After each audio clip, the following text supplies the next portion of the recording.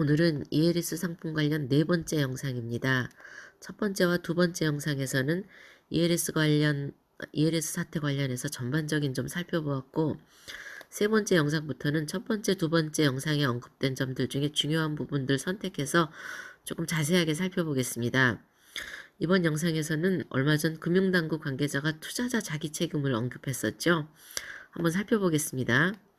그분이 언급한 투자자 자기 책임, 그렇다면 판매자 자기 책임과 관리 감독자 자기 책임은 없는 건지 같이 한번 보겠습니다. 투자자 자기 책임. 오케이. 투자자 책임져야죠. 전세 사기범에게도 속으면 안 되고, 빌라 사기범에게도 당하면 안 되고, 교묘하게 속임수를 쓰면서 접근하는 보이스피싱범에게도 낚이면 안 되는 거예요. 또 현란한 말솜씨로 투자자 현혹하는 주가 작전 세력에게도 속아 추천 주식을 최고점에 사서 땅을 치고 후회해도 누구 탓하면 안 되죠. 투자자 자기 책임 있으니까 금전이 오고 가는 모든 상황에서 여러 가지 점들을 충분히 검토하고 분석도 해보고 과거 사례도 찾아서 투자를 했어야지 누굴 탓합니까? 본인을 탓해야죠. 그렇죠. 근데 우리 옛 속담에 10사람이 지켜도 한도둑 못 당한다라는 말이 있습니다.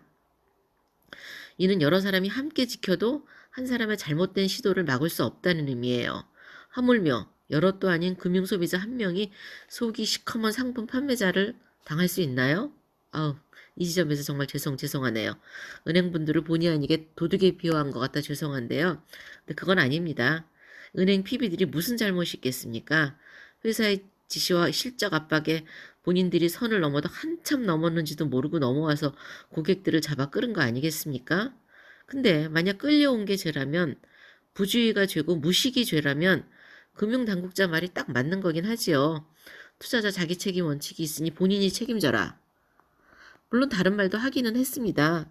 명백한 불안전 판매의 경우는 피해 복구에 최선을 다하겠다고 했으나, 그런데 명백한 불안전 판매 사례를 은행에서 자발적으로 제시합니까? 아니, 증거나 자료를 찾아서 금융당국에 와가지고 이분에게는 우리가 정말 잘못한 거다라고 자진해서 사례를 오픈할까요?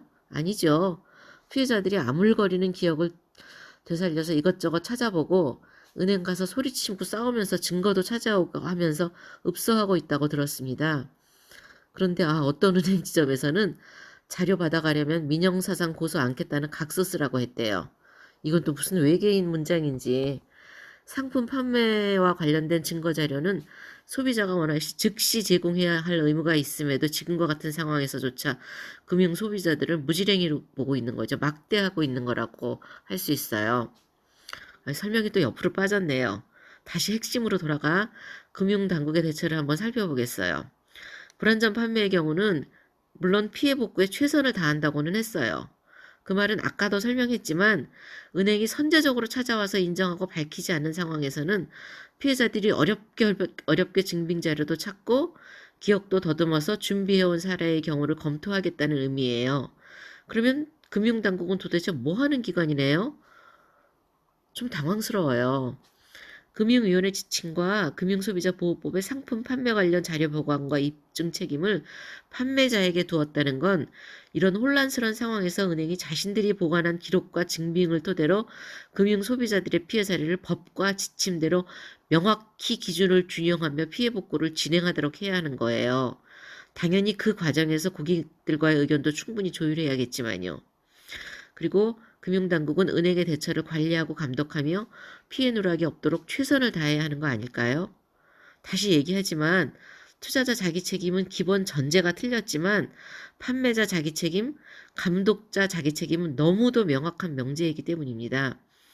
이건 제 생각이 아니라 금융위 지침과 관련법에 근거한 것이에요. 관련법 중 핵심 문구만 간단히 살펴보겠습니다. 은행법 제1조 예금자를 보호하고 신용질서를 유지.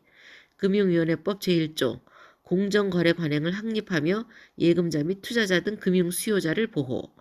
금융소비자보호법 제1조 금융상품 판매업자 및 금융상품 판매업자의 영업에 관한 준수사항과 금융소비자 권익보호를 위한 금융소비자 정책 및 금융분쟁 조정 절차 등에 관한 사항을 규정함으로써 금융소비자 보호의 실효성을 높이고, 이렇게 금융소비자 보호를 여러 법에서 다 강조하고 있어요. 관련법 세계의 제1호에 명기된 거예요. 제1조에 명기된 가장 중요한 핵심이 바로 금융소비자 보호입니다. 아울러 금융상품 판매자의 준수사항을 지적하고 있고 이들을 감독할 금융당국의 책임과 의무를 강조하고 있어요. 그런데 현실에서는 금융소비자의 책임을 가장 중시하고 있는 것 같아서 안타깝습니다. 투자자 자기책임 원칙 원론적으로는 맞는 말이에요. 본인이 속지 말아야 하는 건 맞기는 맞습니다.